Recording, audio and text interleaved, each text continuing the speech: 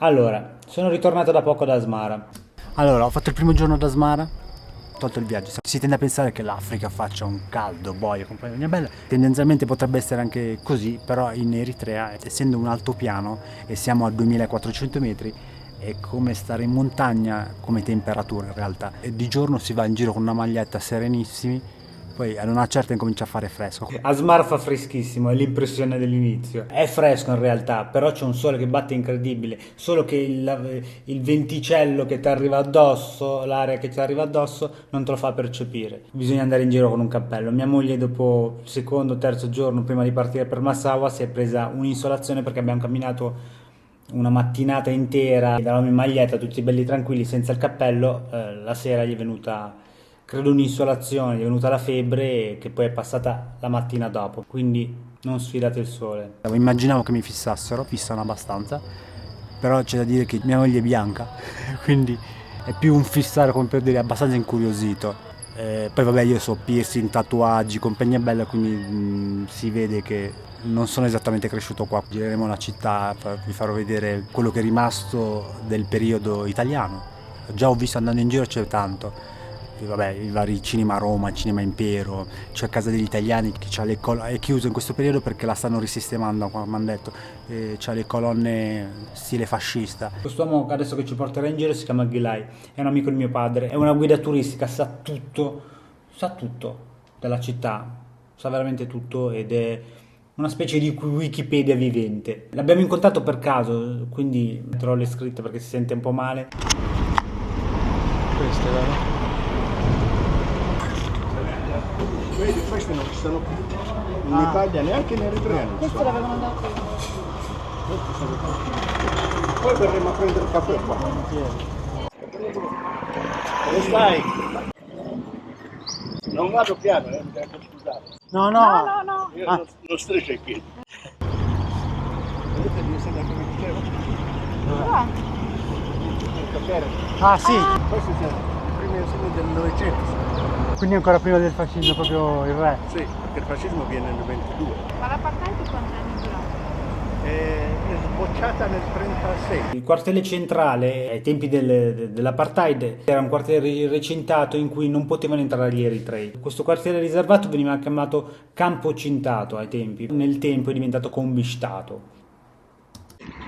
Conquistato noi diciamo, Campo Cintato. perché gli eritrei che venivano nel centro o in questa zona qui era gente che veniva a lavorare. Sono cattolici eritrei e non andavano a pregare. Quella era per Solo i per- cattolici italiani. Poi vi farò vedere la cattedrale dei cattolici eritrei. Una cosa molto strana, nella fede non puoi Dividere così. dividere, Non ha senso. dividi in altre cose.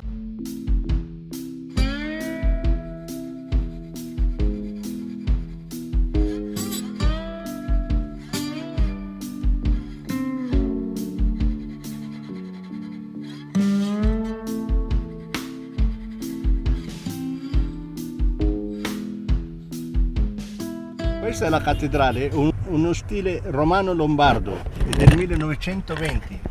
L'architetto si chiama Scandavini, è un milanese. Questo campanile qua pesa 83 quintali. Le campane sono bussole dei cannoni che gli italiani gliel'hanno sottratte agli austriaci nel 1915, alla prima guerra mondiale. Sopra c'è scritto: è meglio sentire il suono delle campane che quello dei cannoni. È una macchina da guerra. Accostati un po' qua. Poi bisogna vedere l'interno. Questo è il Palazzo Valletta, è del 1938. Questo palazzo qua nel 1938 era il più grande palazzo dell'Africa orientale con 4 ascensori. Ha 4 ascensori. Sì. Abbiamo?